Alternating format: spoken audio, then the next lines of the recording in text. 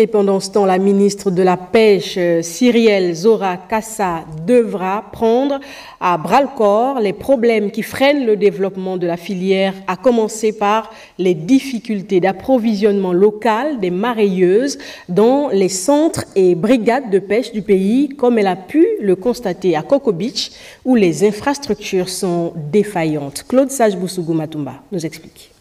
Après sa récente visite à la Direction générale de la pêche et de l'aquaculture, Cyrielle Zora Kassa est à Coco Beach, cette fois pour s'enquérir du fonctionnement des services et des effectifs en charge du contrôle et de la surveillance des activités halieutiques. Première étape, la préfecture. Le ministre échange avec l'autorité administrative, suivie de la visite à la brigade de pêche et enfin au centre de pêche. Cette inspection a permis aux membres du gouvernement d'évaluer l'infrastructure. Les mareyeuses sont ravies d'échanger avec le ministre. Comme le président l'a si bien fait, on a déjà un autre ministre plein de la pêche et de la mer qu'elle va essayer de faire de son mieux pour résoudre les problèmes de pêche au Gabon et en particulier à Coco Beach. Ce déplacement a permis de faire le point sur les dysfonctionnements observés et les besoins en équipement pour améliorer les conditions de travail. La brigade de pêche de Coco Beach va connaître dans les prochains jours une optimisation considérable. Nous avons fait le tour du propriétaire. Madame la ministre a pu s'imprégner des réalités du secteur pêche, aussi bien au niveau de la brigade que le centre de pêche qui actuellement n'a pas encore ouvert ses portes. En réaction à ces préoccupations, la ministre Zora Kassa a promis d'examiner des solutions visant à renforcer les infrastructures et à répondre aux besoins des acteurs du secteur. C'est un réel plaisir pour moi parce que nouvellement nommé, il était important de m'enquérir de la situation et j'ai été agréablement surprise de trouver un service administratif ouvert et fonctionnel.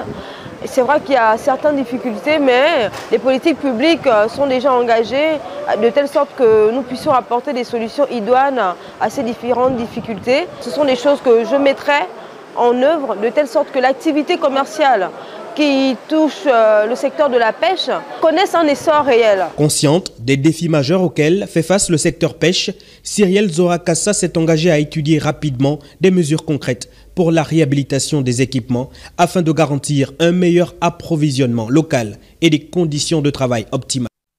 Et pour sa part, le ministre des Comptes publics et de la Dette a reçu à son cabinet de travail l'ambassadeur de France au Gabon. Il était question d'échanger sur la coopération bilatérale dans le domaine des finances, bien sûr. On fait le point avec Doris Cruz-Nkoulou et Évariste Nduntumo. Cet échange de cartes de visite entre le ministre des Comptes publics et de la Dette, Charles Mba, et l'ambassadeur de France au Gabon permettra de maintenir un contact direct entre le Gabon et l'Hexagone via les deux personnalités. Nous avons discuté avec nous des sujets qui relèvent du portefeuille du ministre des Comptes publics pour le pays, pour le succès de la transition, mais également extrêmement important pour la coopération française au Gabon. La France entend toujours apporter un appui fondamental au Gabon sur le plan multisectoriel. Nous avons parlé du ferroviaire, mais également plus généralement de la stratégie, de la trajectoire budgétaire et financière de l'État dans le contexte de l'annonce par le président de la transition lors de ses vœux d'une intensification du dialogue avec le Fonds monétaire international. Donc je crois que ça a été une discussion extrêmement riche, très fructueuse et qui sera, j'en suis sûr, appelée à se renouveler. Cette rencontre de plus entre les deux personnalités permettra de densifier et de renforcer davantage la coopération bilatérale entre la France et le Gabon. Et l'ambassadeur de France au Gabon a également échangé avec le ministre des Affaires sociales sur des possibilités de coopération dans le secteur de la protection sociale. On fait le point avec Léa Bifane et Pierre Claverella. La diversification des partenaires dans un secteur qui implique de prendre en compte la protection sociale nécessite de multiplier les actions pour rendre ce secteur dynamique. Objectif cerné par Nadine Nathalie Awanan Anato, ministre des Affaires sociales, qui discute des mobiles d'une coopération fructueuse avec l'ambassadeur de France au Gabon. Nous avons déjà un certain nombre de coopérations qui ont été menées avec le ministère dans le domaine de l'égalité de genre, dans le domaine de la promotion des droits des femmes et des jeunes femmes. Et bien évidemment, cette coopération va continuer, même si aujourd'hui les structures administratives gabonaises, depuis le dernier remaniement, ont évolué. Nous allons nous efforcer de trouver de nouveaux axes de coopération avec le ministère. On a évoqué différentes pistes, la protection sociale, la santé mentale, le médicament. Ce sont des sujets sur lesquels nous sommes à l'écoute à l'ambassade de France, et les équipes vont se parler maintenant pour mettre en place les coopérations adéquates pour faire en sorte que nous puissions apprendre chacun de l'autre. La France se dit prête à accompagner le Gabon dans la préservation des acquis en matière de protection sociale. Le complexe du collège Ali Bandeng dans le 1er arrondissement a servi de cadre aux activités liées à la journée internationale de l'éducation sous le thème « L'intelligence artificielle et l'éducation. Préserver l'autonomie dans un monde automatisé », une occasion pour les élèves du lycée scientifique invités de présenter leurs œuvres créées via l'IA. Nathalie Oké, Rodolphe Lebonda nous explique. Instituée par l'UNESCO, la journée de l'éducation est le prétexte pour inciter les États membres à plus d'actions envers la jeunesse. Au Gabon, un échantillon d'élèves du lycée scientifique a présenté à l'assistance leurs inventions. Nous avons emmené 5 robots. Nous avons programmé un robot qui suit des personnes. Ce robot, nous avons simulé comme un chariot qui suit une vieille dame dans un magasin qui n'arrive pas à pousser le chariot. Alors le robot servira à suivre la vieille dame. Le deuxième robot, c'est un robot qui va suivre une piste. Plus tard, par exemple, je peux prendre un exemple, tu es à la maison, tu es fatigué de faire les courses, tu peux faire les courses depuis chez toi. Des robots spécialisés construits par ces jeunes lycéens à partir des matériaux locaux. Cette manche va servir à prendre le panier, comme l'exemple que j'ai pris. Il va servir par exemple à prendre des achats et les ramener où il les a trouvés. Donc il suit la ligne aller-retour. L'intelligence artificielle est venue pour remplacer des activités que les hommes ne veulent plus faire. Conscient de ces transformations engendrées par ces bouleversements technologiques, le gouvernement mesure tout l'intérêt du processus. Le gouvernement de la République a mis en place un cadre juridique solide visant à accompagner ces innovations. C'est dans cette veine que la procédure d'adoption de l'ordonnance instituant et réglementant la digitalisation des enseignements en République gabonaise est conclue. Cette mesure s'accompagne de la connexion de plusieurs établissements scolaires à Internet. Pour cette année 2025, l'UNESCO envisage d'accompagner le Gabon dans l'élaboration de sa stratégie nationale de l'intelligence artificielle à travers plusieurs programmes de formation. Le ministre de la formation professionnelle, Philippe Tonangoy, a reçu ce jour les partenaires sociaux. Les centres de formation du pays fermés depuis plusieurs mois étaient au centre de l'attention. Les explications de Arnaud Monza et Richard Moubiwa. Après les entités sous tutelle, le tour revient à l'ensemble des partenaires sociaux d'échanger avec le tout nouveau ministre de la formation professionnelle, Philippe Tonangoy, face aux syndicats, dialogue pour comprendre et trouver des solutions concrètes aux revendications exprimées. Il fallait écouter religieusement les partenaires sociaux sur les problèmes qu'ils ont posés, qui sont de trois ordres. Il y a les matières d'œuvre, il y a les aspects de leur carrière et de leur traitement au niveau administratif. Il y a aussi les aspects financiers, en ce qui concerne notamment les vacations, mais également les compléments de salaire. En grève depuis près de 5 mois, paralysant les cours, les partenaires sociaux voient en cette initiative un début de solution. Nous sommes satisfaits parce que nous venons d'être écoutés par nos nouveaux patrons de notre ministère. La reprise de cours est ici conditionnée par l'approvisionnement en matière d'œuvre dans nos différents laboratoires, le paiement des vacations. Conscient des enjeux et des urgences, Philippe Tonangoy veut passer à la vitesse supérieure, conformément aux instructions du président de la transition. La seconde étape pour moi va consister à prendre ces éléments factuels et d'abord commencer à travailler avec mon collègue du budget, ensuite les présenter au Premier ministre et éventuellement au chef de l'État pour que je leur expose le problème dans sa réalité. Objectif, redonner à ce secteur ses lettres de noblesse et en faire un véritable levier du développement économique du pays. Pour la deuxième journée consécutive, le ministre de la Culture et des Arts, Armand Longa Moulengi, a poursuivi la visite des structures placées sous la tutelle de son département ministériel. Ce matin, elle s'est rendue successivement au Musée national, au Bureau gabonais des droits d'auteur ainsi qu'au Conservatoire de musique. Le point avec Ginette Mougola Massala et Tito Mohamed. Armand Longo épouse Moulengi s'imprègne des réalités du terrain et évalue les conditions de travail des personnels des entités placées sous sa tutelle. Le constat s'est avéré préoccupant, des infrastructures vétustes et des défis persistants. Ce sont les mêmes problématiques qui reviennent dans chaque service, que ce soit l'administration centrale ou les services de concentrés. Les locaux témoignent des manques évidents d'entretien et d'investissement compromettant la conservation optimale des œuvres patrimoniales, mais aussi les conditions de travail du personnel appellent à des améliorations urgentes, notamment en matière d'équipement informatique et d'espace de travail. Tous les agents du ministère de la Culture et des Arts travaillent dans les mêmes conditions, qui ne sont pas optimales du tout. Et il faut faire quelque chose, parce que si on veut avoir un rendement optimal, il faut que les conditions de travail soient améliorées. Face à ce constat, la ministre a réaffirmé sa volonté de mettre en œuvre des solutions concrètes pour améliorer les conditions de travail et de fonctionnement de ces entités culturelles. Cette tournée devrait se poursuivre dans les prochains jours afin de dresser un diagnostic exhaustif et formuler un plan d'action à court et moyen terme. Au ministère de l'Habitat, de l'Urbanisme et du Cadastre ce matin, le membre du gouvernement a échangé avec des hommes d'affaires italiens au menu des échanges, le projet de construction de logements sociaux. On fait le point avec Sheila Mebale et Cédric Zengdou. L'audience entre le ministre de l'Habitat et la délégation italienne a permis d'échanger sur les opportunités de coopération.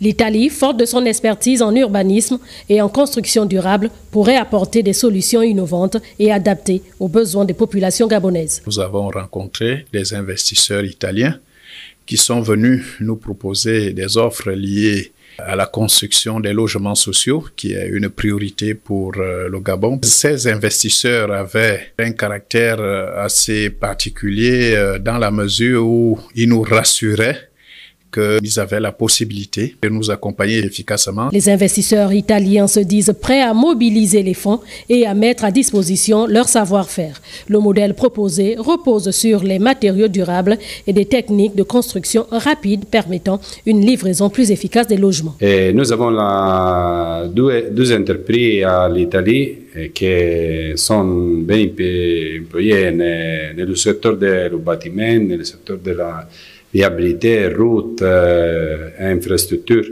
Votre État a donné la possibilité de travailler ici avec vous pour satisfaire votre exigence, votre besoin de maison. Ce projet, s'il se concrétise, marquera une avancée majeure pour l'accès au logement au Gabon. Une coopération stratégique entre le Gabon et l'Italie va dessiner le nouveau visage des villes de demain. Le ministre de l'Agriculture, de l'Élevage et de la Pêche, Odette Polo Panzou, a reçu pour sa part une délégation des investisseurs de la Chambre de commerce américaine. Au menu des échanges, le développement structurel et des techniques innovantes pour booster le secteur agricole. Lardingue Mamba, Tito Mohamed.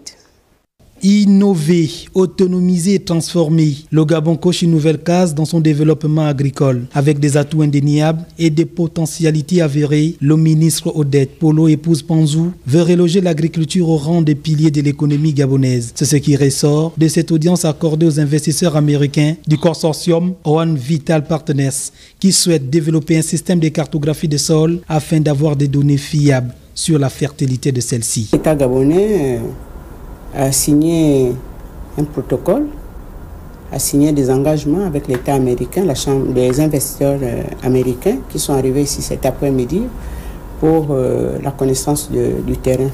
Ils nous proposent beaucoup de méthodes et de très bonnes méthodes. Avec la vision que nous avons, la vision que les responsables de notre pays ont aujourd'hui, nous pouvons atteindre l'autosuffisance alimentaire, étant donné que nous avons les forêts, nous avons les sols qui sont là, nous avons des zones agricoles à forte production qui n'attendent simplement que d'être aménagés et attribués aux investisseurs pour que nous puissions produire suffisamment pour le bien de nos populations. La rencontre de ce jour est la résultante des accords signés par le président de la transition lors de sa récente visite aux États-Unis. Libreville et Washington posent ici les bases d'une véritable collaboration agricole. Nous avons signé un MOU à Washington DC le 1er octobre 2024 en présence de son Excellence Monsieur le Président de la Transition. Et donc nous sommes là pour justement faire un suivi et exécuter le MOU qui a été signé. En ce qui concerne l'agriculture, nous proposons une plateforme d'intelligence artificielle qui permet d'analyser les sols et qui permet de donner aux agriculteurs une prescription, donc une ordonnance, en fonction du type de sol. Ils sortent du bureau du ministre rassuré et prêt à relever les défis de l'agriculture gabonaise. Elle aura pour mission, entre autres, de concevoir et de mettre en œuvre la politique gouvernementale en matière de contenu local. Créée par décret le 22 janvier dernier, la Direction générale du contenu local sera dirigée par Fernand Epiga et Guy Kassakumba, désormais prêts à travailler au renforcement de l'implication des nationaux dans l'industrie pétrolière. Ils ont été installés par Marcel Abeke, Lariska Lormamengi, Bertin Osaga.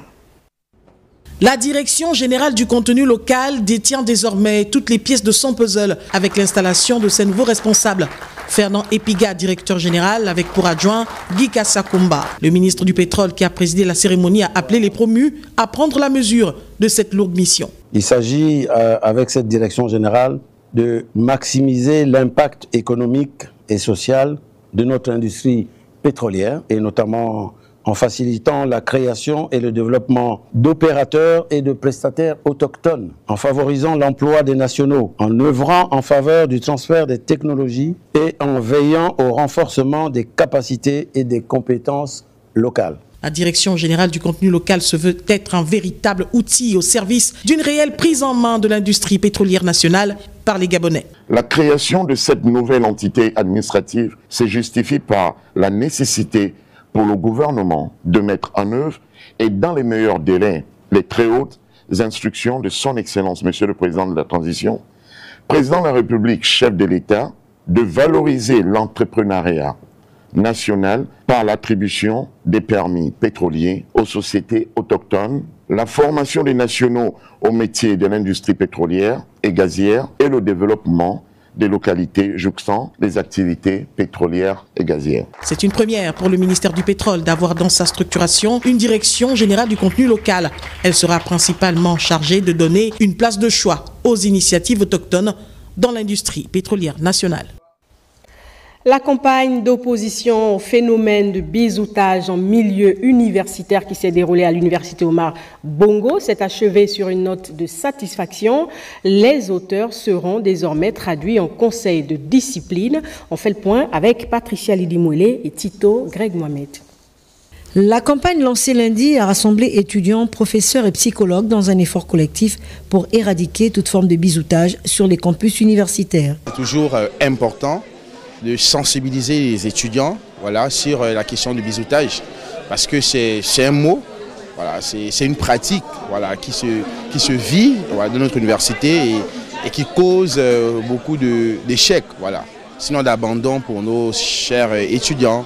Le Centre national des œuvres universitaires a rappelé l'égalité de ces actes et l'importance de dénoncer toute forme de violence. Pour les responsables, des mesures disciplinaires sévères peuvent être prises. Il y a des équipes mobiles qui ont été déployés dans toute l'université. C'était de discuter avec les étudiants de façon individuelle.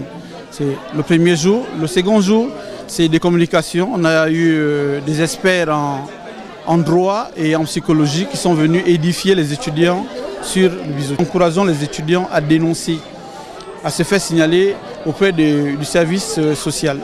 Cette initiative marque un tournant pour l'université gabonaise qui entend faire de la lutte contre le bizoutage une priorité. Il faudrait plus que l'administration universitaire, voire même rectorale, d'intensifier les campagnes de sensibilisation sur le bizoutage parce qu'aujourd'hui, nous avons ce sentiment que l'étudiant de l'université Omar Bongo ne se conforment plus aux règles. Pour le CNU, la convivialité et le soutien mutuel doivent constituer la base au sein des universités. La campagne a pour ambition de rester un point d'ancrage pour un changement durable des mentalités. Le Gabon et l'Arabie Saoudite approfondissent leur partenariat dans les secteurs des mines et de l'industrie extractive. La conférence internationale sur les mines qui s'est tenue du 14 au 16 janvier dernier à Riyad aura rassemblé les décideurs politiques, les investisseurs et les acteurs de l'industrie minière. Le ministre Gilles Nembe, présent aux assises, a pris part aux discussions axées sur la stimulation d'opportunités d'investissement. Lolita Obono, Richard Mbiwa. Lors de son allocution du 31 décembre 2024, Brice Clotaire Oligingima a mis en avant 3 projets d'infrastructures prioritaires pour 2025. Ces infrastructures sont le port en eau profonde de Mayumba, la centrale hydroélectrique de Boué et le chemin de fer selon le tronçon Belinga-Boué. La participation du Gabon à la conférence des pays miniers a permis d'identifier des partenaires potentiels pour accélérer son développement minier.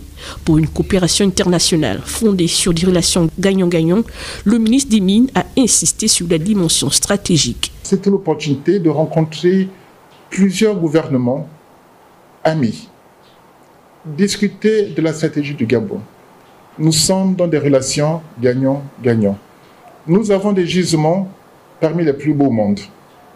Il ne nous appartient pas, pour le futur de nos enfants, de les brader. Gilles Nembe a également profité de sa présence en Arabie Saoudite pour échanger avec ses homologues africains, notamment sur les expériences vécues. J'ai eu l'opportunité de discuter avec plusieurs ministres des Mines africains. Comparer ce qui se fait chez eux à ce que nous sommes en train de faire au Gabon. À travers ces discussions, voir dans quelle mesure éviter au Gabon de reproduire les erreurs que certains d'entre eux ont fait. Le Gabon, fort de ses ressources, veut se réinventer et prendre place sur le devant de la scène internationale.